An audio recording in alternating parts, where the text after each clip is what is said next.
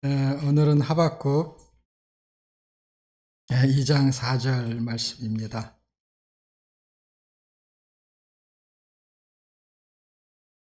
찾으셨나요? 같이 합독하겠습니다. 시작. 보라, 그의 마음은 교만하여 그 속에 정직하지 못하나 의인은 그의 믿음으로 말미암아 살리라. 아멘. 하박국서는 총 석장으로 되어 있는 그렇게 어렵지 않은 내용을 담고 있습니다. 역사적인 배경이라든지 뭐 이런 것들은 크게 중요하지는 않지만 선지자들이 활동했을 때의 상황들을 이해하는 것은 되게 중요합니다. 그러니까 선지자는 하나님의 명을 받아서 백성들에게 전달하는 내용이잖아요. 그랬을 때 주된 내용은 아주 간단합니다. 굉장히 신기하게도 성경에 있는 하나님이 전달하는 내용은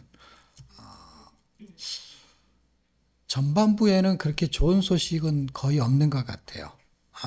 그러니까 어떤 사건이 발생하고 그 발생한 사건으로 인해서 뭔가 하나님이 경고를 하신다든지 아니면 주의를 준다든지 뭐 이런 내용들이 주로 전개가 되다 보니까 실상 내용은 문제가 발생하는 것으로 전개가 됩니다. 문제가 발생한다라는 것은 어떤 거냐면 하나님이 이미 명령을 하셨고 그런 삶을 살아야 되는데 그렇게 살지 못하는 것에 대해서 하나님이 뭔가 제재를 한다든지 아니면 그를 바로 잡으려고 하는 그런 내용이 전개가 되죠. 근데 하박국은 출발 자체가 기도로 출발하는 내용이에요. 그러니까 조금씩 양상이 다르죠. 선지사들의 양상이, 요나서의 양상이 좀 다르죠. 나훔서는 당연히 전형적인 선지서처럼 단지 이제 대상이 이스라엘이 아닌 것뿐이지 니느웨라는 예를 들면은 그 나라의 이방 나라 중에 아수라는 나라가 있는데 그 나라에 대한 경고를 하는 거기 때문에 그거는 어차피 심판에 대한 거의 선지서의 내용과 흡사한 내용을 다룹니다. 근데 하박국은 누구를 심판하라 하는 내용으로 전개되는 내용이 아니죠. 그래서 하박국도 요나서처럼 약간 특이한, 요나서는 상당히 선지자 중에서 특이한, 선지자가 특이한 거죠. 근데 이제 하박국은 하박국서가 특이한 겁니다. 그래서 그 내용의 전반부는 뭐 1장, 2장, 3장 이렇게 전개되는 내용 중에 1장이 이제 하박국이 뭔가 기도를 하고 있는 거예요. 기도를 하고 있는 내용의 핵심은 세상이 문란하다는 거예요. 그건 어느 나라나 마찬가지죠. 어느 나라나 세상이 문란할 수 있죠. 아주 오래전에 인도네시아를 여행을 갔는데, 인도네시아를 가니까 이제 버스를 탔어요. 근데 버스에서 이제 누가 차장 같은 사람이 나타나가지고 안내를 하는 거예요. 근데 이제 그 사람이 이제 가이드죠. 그래서 쫙 지역을 설명해야 하는데, 막 설명하다가 설명하는 내용이 한 50%고 나머지는 자기 나라 이야기를 막 하는 거예요. 자기 나라 이야기를 하는데 너무 재밌는 것은 가장 나쁜 놈이 누구냐? 라는 얘기를 하는 거야. 가장 나쁜 게 뭐냐면은 이제 부정부패의 개념을 말하는 거야. 그런데 가장 나쁜 놈이 대통령이라는 거예요. 그 놈이 가장 많이 해먹는다는 거예요. 옛날에 우리나라에서 교통순경 같은 경우에도 걸리면은 뭐 돈 가져가고 뭐 그런 거 있잖아요. 그런 것들은 뭐 말할 것도 없고 거기에. 그런데 위로 올라가면은 가장 많이 해먹는다는 거예요. 그래서 그때는 뭐 그런가 보다 했습니다. 그러니까 어느 나라나 가더라도 그런 일이 비일비재한데 지금 이게 이스라엘이란 나라, 그러니까 율법이 있는 나라, 그러니까 법이 있는 나라예요. 그러니까 한국에도 지금 문제가 발생하고 있는 것이죠. 그런데 이제 문제가 발생해도 기준을 뭘로 잡냐면 법이 있다는 거예요. 그 법으로 해라 이것이죠. 법. 그래서 악법이 만들어지면 위험한 거거든요. 그래서 법이 잘 만들어져야 되는데 어쨌든 법이 기준하는 거예요. 근데 지금 하박국이 말하는 이야기가 뭐냐면 4절 한번 보실래요? 1장 4절. 이러므로 무엇이 해이해졌다 그래요? 예, 율법이. 이게 법이에요. 야, 대한민국에는 뭐가 있죠? 헌법이 있어요. 그 헌법이. 헌법 밑에 다른 법들이 계속 있겠죠. 근데 어쨌든 그걸 하나로 묶으면 다 뭐예요? 법이죠, 법. 법이 기준이 되는 거예요. 그래서 법이 굉장히 중요한 거예요. 어쨌든 인도네시아에도 법이 있겠죠. 그 법을 문란하게 한 것이 부정부패죠. 그러니까 법대로 하지 않았기 때문에 부정부패인 거잖아요. 그런데 그 법대로 하지 않는 것이 통제가 안 되면은 밑에서부터 위까지 다 자기 마음대로 사는 것이죠. 근데 지금 하박국이 볼 때 율법이 있는데 그 율법이 제대로 시행이 되지 않는다. 공의가 시행되지 않고 그 이유가 뭐냐면 악인이 의인들을 에워싸고 있다. 다시 말하면 악인이 법을 마음대로 다루고 있다라는 거예요. 그러니까 법 위에 힘 있는 자들이 있다라는 거예요. 그 법 위에 힘 있는 자들이 결국 뭐냐? 부정부패를 행할 수 있는, 여기서 말하는 악인이라는 거는 쉽게 생각하면 의인 있고 악인 있을 게 둘로 구분할 수는 있어요. 그런데 보세요. 좀 도덕을 말하는 게 아니에요, 이거는. 좀 도덕을 말한다라는 것은 뭐냐면 그냥 남의 집에 있는 거 가서 좀 훔치고 거짓말하고 그 정도를 말하는 게 아니에요. 율법이 해해졌다라는 것은 율법을 해이하게 만드는 힘이 있는 정도의 악인을 말하는 거예요. 이 좀도둑이 법을 길거리에 잡히잖아요. 그러면 감옥에 가는 거죠. 근데 그가 빠져나갈 수 있는 방법이 하나 있다면 뇌물을 주면 되지만 뇌물을 줘도 사실은 법을 마음대로 바꿀 수가 없는, 그러니까 뇌물을 줘도 좀도둑이 줄 수 있는 뇌물 정도와 좀도둑이 살인을 했어요. 근데 그걸 뇌물로 살인을 무마시킬 수 있는 정도는 좀도둑이 할 수가 없단 말이야.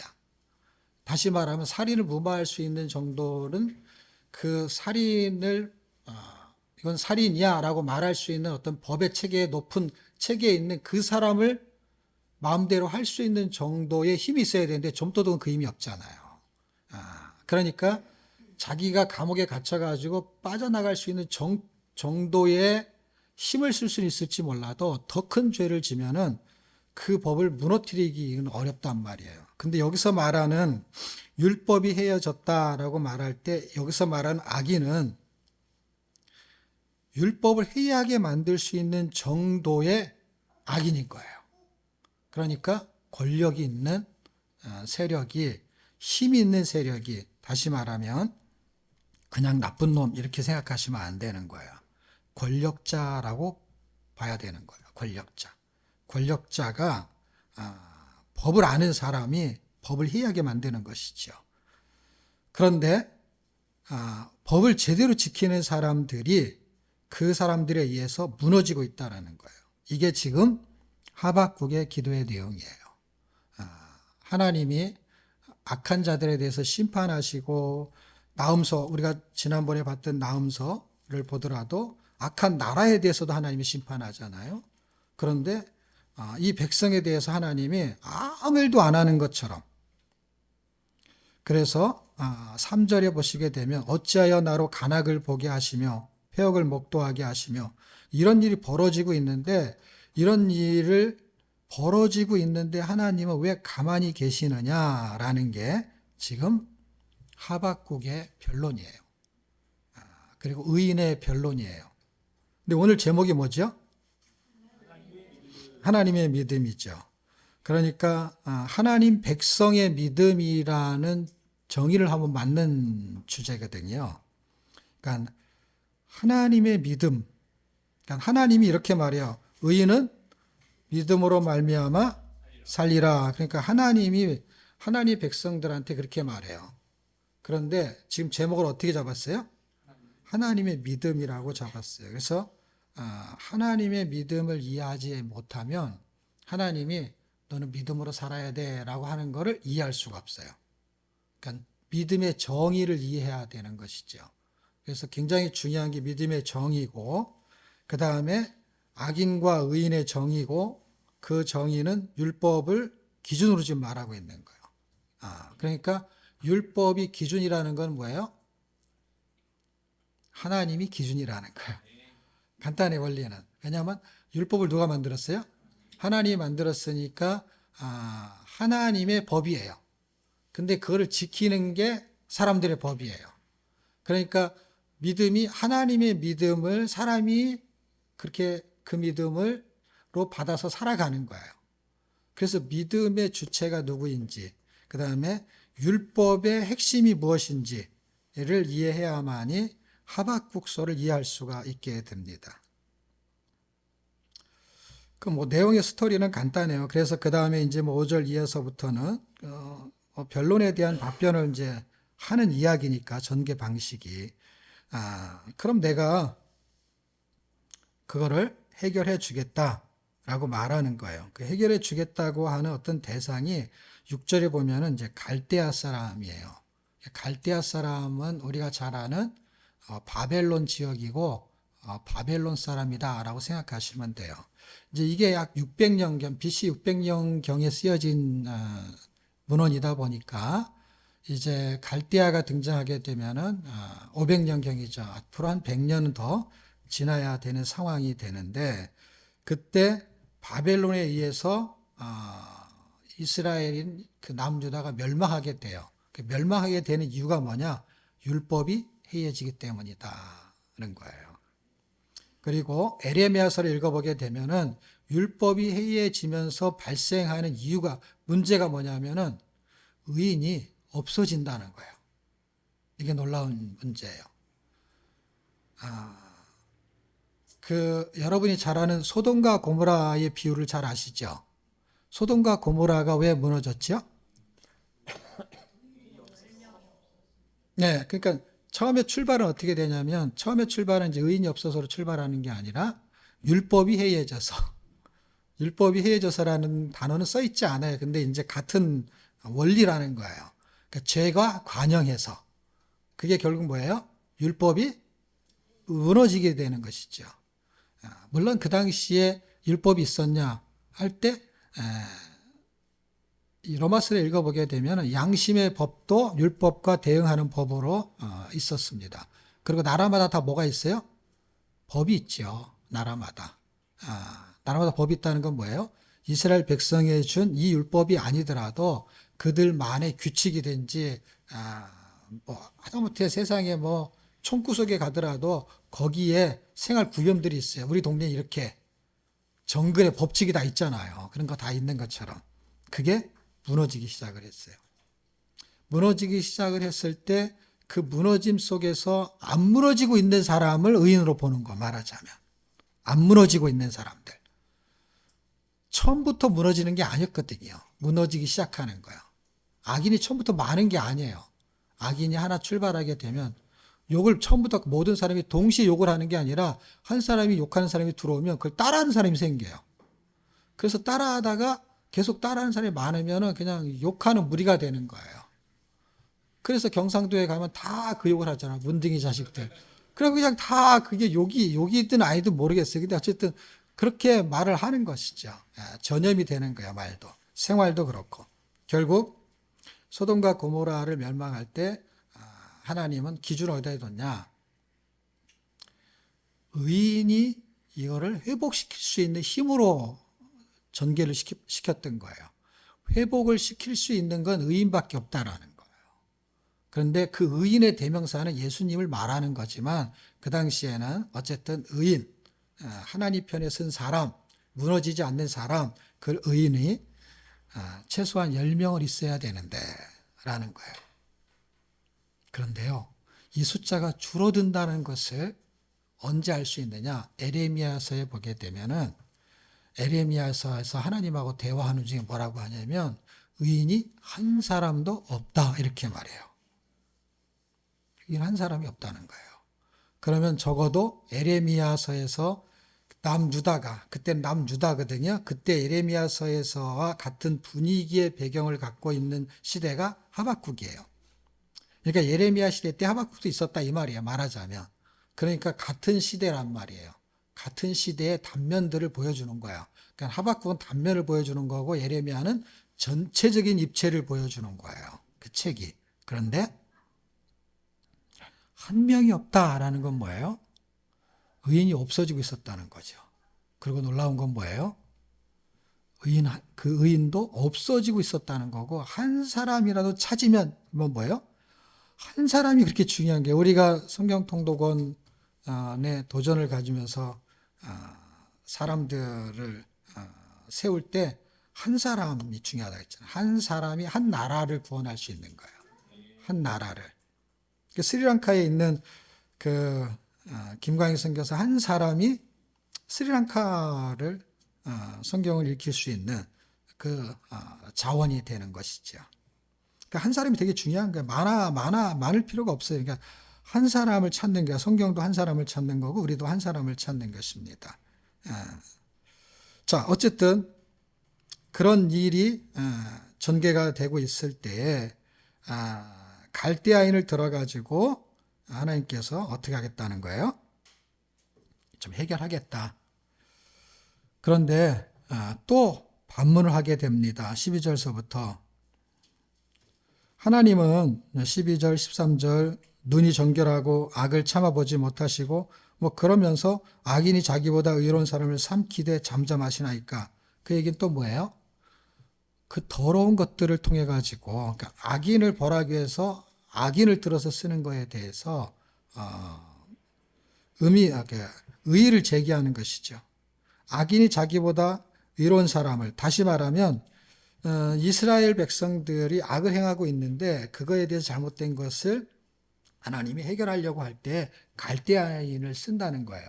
그때 하박국이 보는 입장에서는 요놈은 겨 묻은 개고 요놈은 똥 묻은 개라는 거예요. 그래서 똥 묻은 개가 겨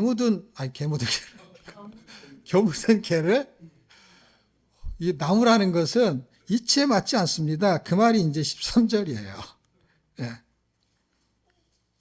그런데 하나님이 바보가 아니잖아요. 왜 이스라엘 백성을 더 악한 사람들을 들어서 쓸까요?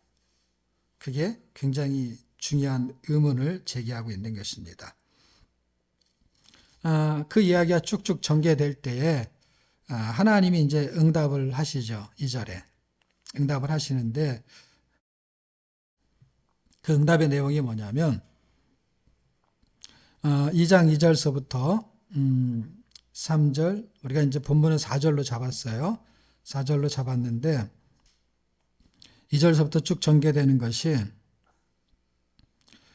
이 묵시를 기록하여 판에 명백히 새기되 달려가면서 읽을 수 있게 하라라는 건 뭐냐면, 이제 하나님의 말씀이 묵시는 종말을 약간 연상을 해요.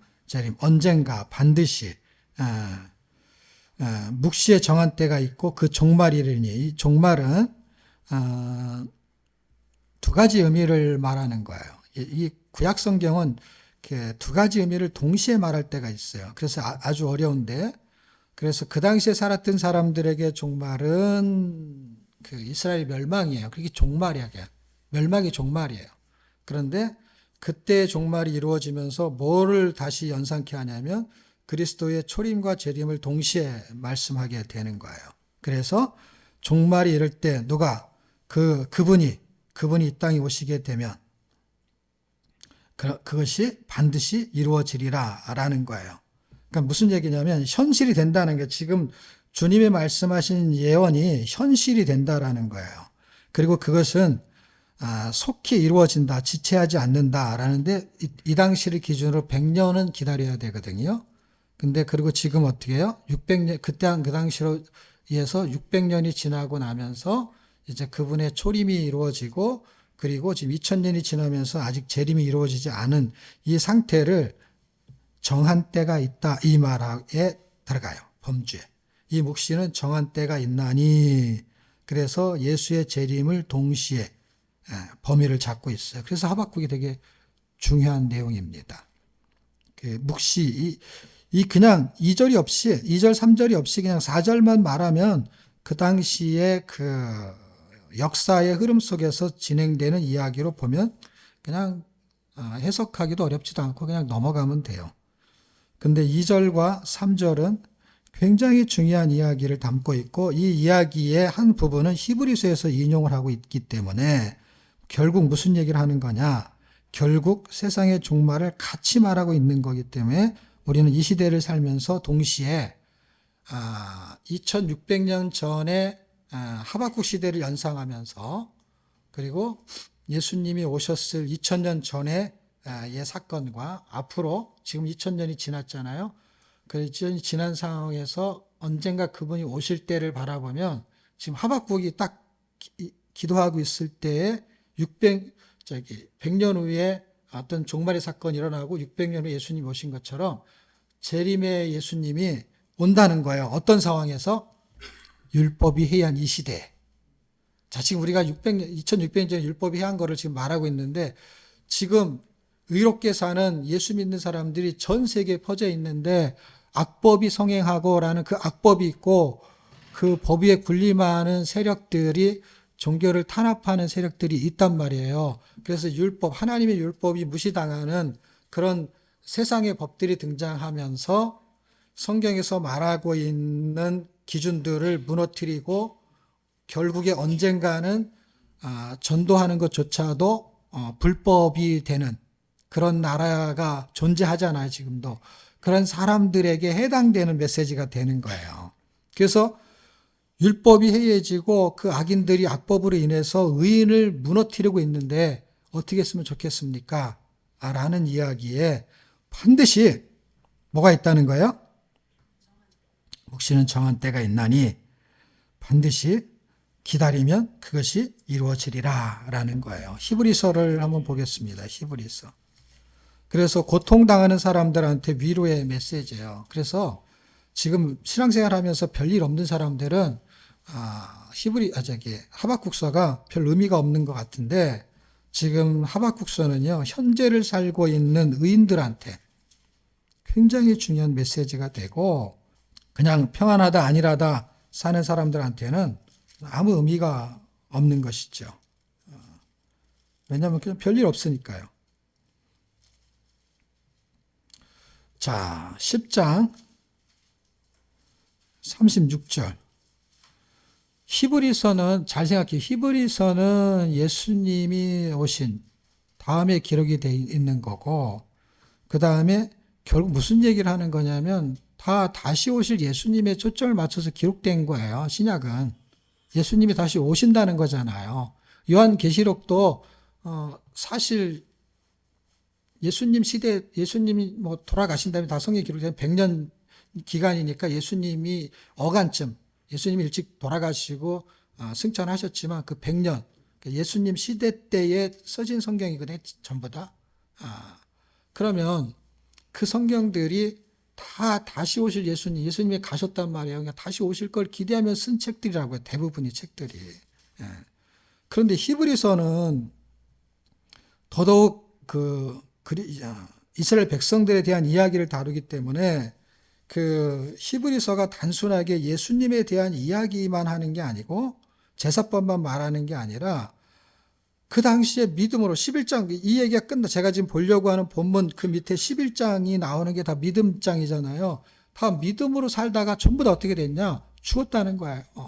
그러니까 하박국 시대 사람들이 믿음으로 살았던 사람들은 다 잡혀간다는 거예요. 구속당하고 재판도 안 받고 그런 시대에 우리가 살고 있다는 거고 이 예수님 시대라는 거는 예수님이 부활하신 그 때까지 요한계시록 써졌을 때까지 초대교회 때 그때 중세시대가 아니고 그때까지는 에도 무슨 일이 벌어졌냐? 예수를 믿는 의인들이 전부 다 고통을 당했다는 거예요.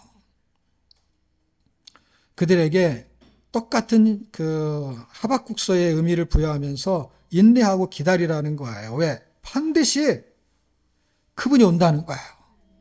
그러니까 이게 재림하고 연관성이 있다라는 거를 뭘로 보여주냐면 하박국 2장에 있는 이 이야기가 재림하고 연관성이 있는 거를 동시에 말하고 있는 거예요. 왜냐하면 그때 그 내용을 히브리서 기자가 인용하거든요. 그게 36절, 37절, 38절인데 37절이 인용된 구절이죠. 물론 당연히 38절도 그렇지만, 근데 37절이 아까 말한 우리가 묵시에 정한 때가 있으니 그때 반드시 오시리라 하는 내용이 37절부터 기록이 되어 있다는 거예요. 37절만 한번 같이 읽어보겠습니다. 시작. 시후에 오면 오실 리가 오시리니 지체하지 아니하시리라. 이게 하박국 2장 3절을 인용한 거예요. 예. 그러니까 2장 3절에 반드시 묵시에 정한 때가 이루어지는데 그 이루어지는 게 뭐냐?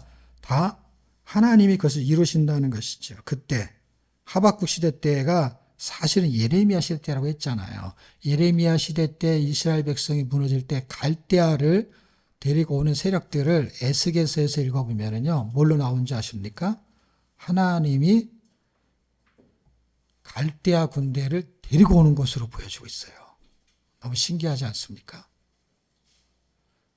하나님이 갈대아를 불러서 쓴다는 이 하박국서의 이야기가 에스겔서에서 이루어진단 말이에요. 놀랍게도. 어떻게? 갈대아 군사가 오는데 그 앞에 선복에 쓴 사람이 누구냐? 하나님이라니까, 하나님. 그거를 에스겔이 본 거예요. 갈대아 군사를. 그게 너무 신기하지 않습니까? 성경이 그렇게 정확하게 맞춰 들어가고 있다라는 거를. 근데 사람들이 이제 그런 시각으로 보지 않고 성경을 하나 한 권씩 따로따로 띄어서 보게 되다 보니까 전체에 흐르는 맥락을 잘 이해할 수가 없는 것이죠. 그러니까 하박국서에서 말하는 이 하나님의 믿음이 어떤 믿음이냐? 하나님의 믿음은 정결하게 만드는 믿음인 거예요. 하나님의 믿음은 정결하게. 그러니까 전결하게 만드는 그 믿음. 지금 다 설명할 수는 없고 제가 지금 하나님의 믿음에 대한 3가지만 말하고 마치도록 할게요. 지금 2장에서 말한 이야기가 3장에 가면 이제 결론에 되는 거고, 결론에서 이제 그렇게 할 거에 대한 감사를 전개하는 내용이니까 사실은 이제 2장 3절 4절이 굉장히 중요한 거죠. 그랬을 때 시대적 배경도 제가 대충 설명을 했고, 그리고 그게 하나님이라는 거를 지금 설명을 하고 있는 겁니다. 단지 제가 여러분에게 에레미야 몇 장 몇 절, 에스겔 몇 장 몇 절을 찾아주지 않은 것뿐인데, 비전 통독을 하거나 아니면은 제가 말한 거를 기억하고 읽으면 반드시 보일 때가 있어요. 그래서 보여서 여러분이 찾아야 성경의 흐름 속에 그게 왜 들어있는지, 그 지점에 왜 있는지를 알아야만이 성경이 이해가 되기 쉬워요.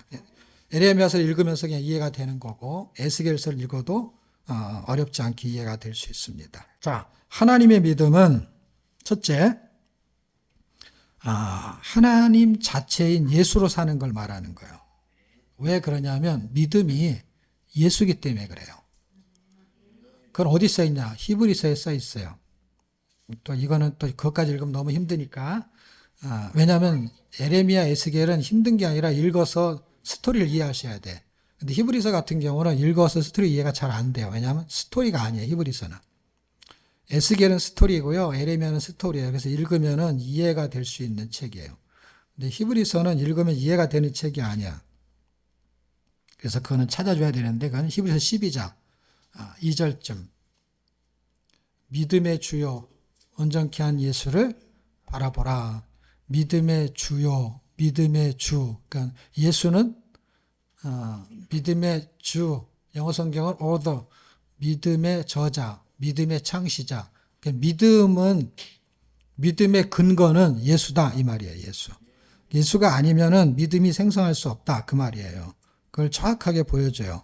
근데 11장에서 뭐래요? 믿음은 바라는 것 실상이요 보지 못하는 게 증거니 하는 그 믿음의 정의에 그 믿음이 뭐냐는 거예요. 그러니까 예수로 저 멀리 있는 걸 보려면 뭘로 봐야 되냐? 만안경으로 봐야 돼요. 그러니까 저 멀리 있는 천국을 보려면은요, 아무리 안경을 껴도 안 되는 거예요. 만안경을 해도요, 천체는 볼 수 있어도 하나님을 볼 수가 없어요, 천국은.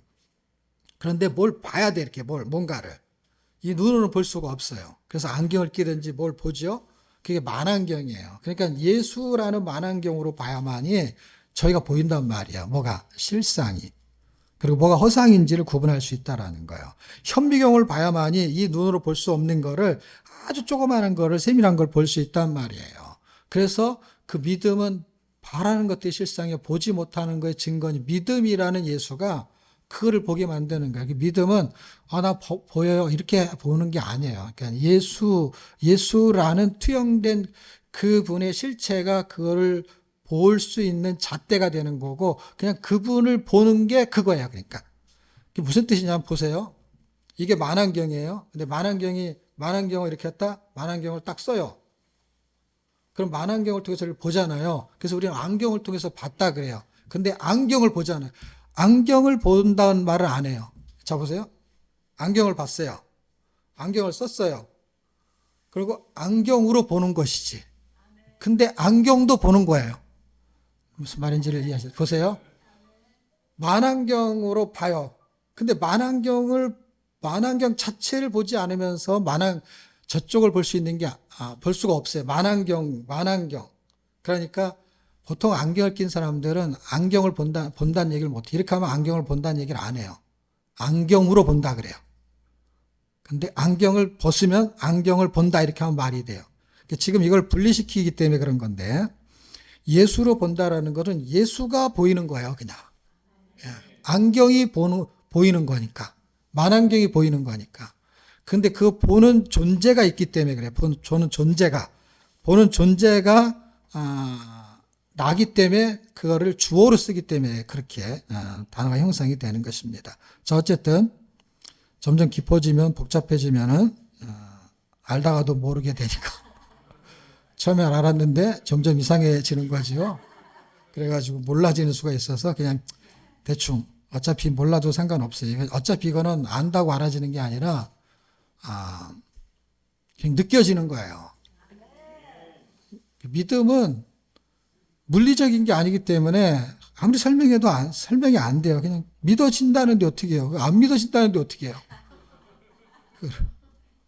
이렇게 물리적인 거는 이렇게 보면은 이게 꽃 보이죠? 그러면 장님이 아닌 사람 다 보인다고 해요.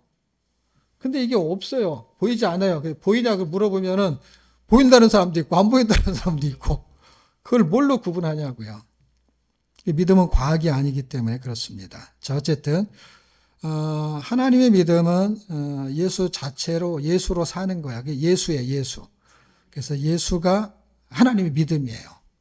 하나님의 믿음. 그리고 그건 히브리서 12장 2절에 정확하게 기록하고 있고요. 그것이 주는 은혜는 구원이에요, 구원. 그 믿음은 구원이에요. 그래서 예수를 이 땅에 보내셔서 그를 믿게 해서 뭘 얻게 하는 거예요? 구원을 얻게 하는 거예요. 그럼 하박국은 똑같냐? 하박국도 똑같죠. 하박도 반드시 기다려라. 그럼 구원의 날이 온다. 이 말하고 똑같은 거예요. 근데 누가 오냐? 히브리서 반드시 그분이 오신다. 구원 안에 때가 온다. 어떤 구원이요? 재림, 완전한 구원이 온다라는 거예요. 기다리라는 거예요. 물러서지 말고 기다리라는 거예요. 그게 뭐냐? 그게 믿음이라는 거예요. 그리고 믿음이 없으면 기다릴 수가 없다라는 거예요. 그러니까 믿음은 기다리는 힘은 믿음인 거예요. 인내의 힘은 믿음인 거예요. 인내는 사람마다 다 달라요. 다르다는 건 뭐냐면 인내심이 강한 사람이 있고 약한 사람이 있어요. 근데 믿음은 인내심이 강한 거하고 약한 거하고 상관없이 믿어지면 인내하고 연결이 된다 이 뜻이에요. 연결이. 그래서 믿음이 있는 사람은 인내심이 약해도 그걸 인내할 수 있는 힘은 믿음에서 오는 거예요. 근데 물리적인 인내심이 강한 사람이 믿음이 없으면은 자기가 참을 때까지 참다가 그 다음에는 무너지는 거예요. 그 차이가 인내와 믿음의 차이인데 믿음의 인내가 인간의 인내를 넘어설 수 있는 인내를 설명하는 그 인내. 또 자꾸 말하면 또 갑자기 헷갈려지는 수가 있죠. 그 다음 두 번째는요. 하나님의 은혜로 사는 게 하나님의 믿음이에요. 그러니까 하나님의 은혜로 사는 거예요. 믿음은 은혜로 사는 것이죠. 이것을 하나로 정리해주는 성경 구절이 요한복음 10장 10절인데 도둑이 오는 것은 도둑질하고 죽이고 멸망시키려는 것뿐이요 내가 온 것은 양으로 생명을 얻게 하고 더 풍성히 얻게 하려는 것이다 라는 거예요. 예수님이 하나님의 믿음이고 하나님의 지혜고 하나님의 능력이고 그 하나님 자체예요. 그래서 그분이 오시는 것은 구원이고 또 하나는 뭐예요? 풍성한 삶을 살게 하는 거예요. 그래서 믿음은 뭐예요? 은혜로 사는 거는요. 풍성한 삶을 동반하는 거예요. 풍성한 삶. 그리고 마지막 세 번째는 하나님의 믿음은 하나님을 기쁘시게 하는 거예요. 하나님을 기쁘시게 하는 거. 그래서 예수님이 하나님을 가장 기쁘시게 한 거예요. 뭘로? 믿음으로. 믿음으로. 그 믿음으로 기쁘시게 하는 동반된 단어가 뭐냐? 믿음으로 기쁘시게 하는 동반된 단어는 항상 순종이에요. 그래서 죽기까지 순종한 거예요, 예수님이. 그걸 믿음이라고 보는 거예요. 그게 이제 히브리서 11장 1절 믿음은 바라는 것들의 실상이요 보이지 않는 것의 증거니 허상과 실상의 차이를 구분할 수 있는 거. 아니죠. 만안경과 현미경처럼 실상과 허상을 볼 수 있는 거예요. 그러니까 진리를 볼 수 있는 그 안경, 그것을 믿음이라고 말하는 거예요, 믿음. 믿음의 안경을 껴야만이 천국이 보이는 거예요, 천국이. 자, 요한이라는 사람이 천국에 갔어요. 천국에 갔는데, 그 천국에 가서 이제 환상으로 설명하는 거니까, 환상 중에 본 거니까, 직접 가서 본 환상이든, 땅에서 느끼는 환상이든, 설명하기 약간 곤란하긴 한데, 어쨌든 환상을 설명해요. 환상인데, 올라오라 라고 했으니까, 실제 가서 본 환상의 개념을 설명하고 있는 것이죠. 자, 그랬을 때, 천국을 볼 수 있는 눈이 믿음인데 그걸 열어줄 수 있는 그 분이 안 보이는 사람들이 볼 때는 믿음이라는 단어를 쓰는데 믿음을 갖고 있다가 그 믿음으로 보게 되잖아요. 그러면 실상이 보이는 거예요. 그러니까 지금 무슨 얘기냐면 천국에 갈 걸 믿어요. 근데 천국을 본 적은 없어. 근데 어느 날 천국을 봤어. 예를 들면 이런 거죠. 요한이 내가 아버지 집에 가서 처소를 예비할 테니까 거기가 하나님의 나라, 우리 지금으로 말하면 단어가 그 예수님의 나라, 하나님의 나라, 그 천국이에요. 거길 가서 내가 너를 올 때 너를 예비하러 준비를 다 하러 갈 거다라고 했기 때문에 우리를 부르시겠구나 하는 거를 믿었다고 칩시다. 그런데 요한이 믿고 있었어요. 근데 거기를 가봤어요. 그랬을 때에 그가 뭘 보게 된 거냐면 실상을 보게 된 거예요. 근데 보세요. 이 눈을 가지고 믿음을 가지고서 눈을 딱 뜨잖아요. 그러면은 세상에 허상이 될 실상을 보는 거예요. 근데 눈에 보이지 않는 천국의 허상 같은, 남들이 볼 때는 허상, 그 둥구름이야라고 하는 그것이 보이면은 허상이 실상이 되고 실상이 허상이 되는 거예요. 단어가 그래서 이제 헷갈리는 건데 다 성경 구절은 전부 다 있습니다. 있다는 얘기는 뭐냐면 이 세상은 없어질 거다 이렇게 말해요. 없어질 거다라는 건 뭐예요? 눈에 보이는 거를 실상이라고 해요. 눈에 보이지 않는 걸 허상이라고 해요. 그 상자 보이는 거 상. 근데 그게 실존하느냐 아니면 그게 없는 거냐라고 할 때 있는 것 같은데 없어진다라는 거예요. 그래서 세상은 허상으로 바뀔 거예요. 실상이지만. 옛날에 여러분 오병이의 기적이 있고 그 오병이의 기적을 설명한 요한복음 6장 그 이전에 이제 하늘에 만나가 있었고 그 다음에 성막이 있고 거기서 동물을 잡아서 제사를 지내고 했던 것이 실제 있었어요? 없었어요? 있었어요. 근데 히브리서에 오면 뭐라 그래요? 그거를 허상이라고 말해요. 그림자였다라는 거예요. 그러니까 그것이 그림자라는 건 뭐냐면 우리 눈에 보이는 그 실상이 참 현실, 그게 현실이죠. 근데 참 현실이 있는 거가 나타나면 그거의 비유를 들면은 요 놈은 그림자에 불과하다라는 거예요. 실제 그림자가 있고 참이 있단 말이에요. 그림자가 있고 참이 있는데 지금 현실은 실상이란 말이야. 실제 존재했던 거란 말이에요. 근데 실제 존재했던 것이 진짜 이게 가짜라고 말할 수는 없어요. 근데 허상과 실상으로 설명하는 거야. 참이라는 단어를 쓰는 거예요. 참 현실이 오면 히브리서는 참자를 쓴단 말이야. 참 현실이 오게 되면은 그놈은 그림자야. 그러니까 뭐예요? 그게 진짜라면 이건 가짜야. 그냥 가짜야. 말하자면 그런 거야. 아니면은 그냥 그림자야. 실제를 붙잡고 살아야 돼. 아무리 그걸 먹었어도, 하늘에 만나 떨어진 걸 먹었어도 죽었어. 그래서 실제는 살은 것 같지만 나중에는 죽었어. 그런데 요한복음 6장, 내가 하늘에서 내려온 만나야 너희 조상들은 다 죽었지 나를 먹으면은 안 죽어. 이게 실상이야. 그것이 허상이고, 그때 그게 실상이었는데 그게 허상이라고. 왜냐하면 다 죽으니까, 없어지니까. 이 세상은 없어질 거야.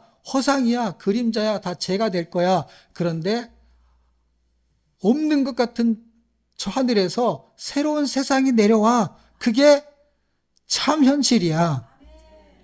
그것을 말하고 있는 것입니다. 그것을 보는 사람이 하나님을 기쁘시게 하는 거예요. 왜냐하면 믿음은 히브리서 믿음이 없이는 하나님을 기쁘시게 하지 못하나니. 그러니까 믿음이 하나님을 기쁘시게 하는데 그거를 봐야만이 믿음이고, 그거를 봐야만이 기쁘시게 하는 삶을 살 수 있는 것입니다. 그 풍성한 삶. 자, 하박국에서 말하는 의인은 믿음으로 말미암아 살리라라고 하는 믿음으로 산다라는 것은 율법이 해한 시대에 예수를 붙잡는 것이고, 그 악인이 형통한 그 삶을 붙잡는 게 아니라, 그리고 은혜 안에 사는 거예요. 율법으로 사는 게 아니라. 왜냐하면 악법을 만들어서 율법으로 정의를 내려버리니까. 세상의 법이 악법을 만드니까. 예를 들면 전도하면은 감옥에 보낸다, 뭐 이런 법이 생긴다니까 이제 앞으로. 그러면은 그 은혜로밖에 살 수 없는 시대가 되는 거예요. 은혜로.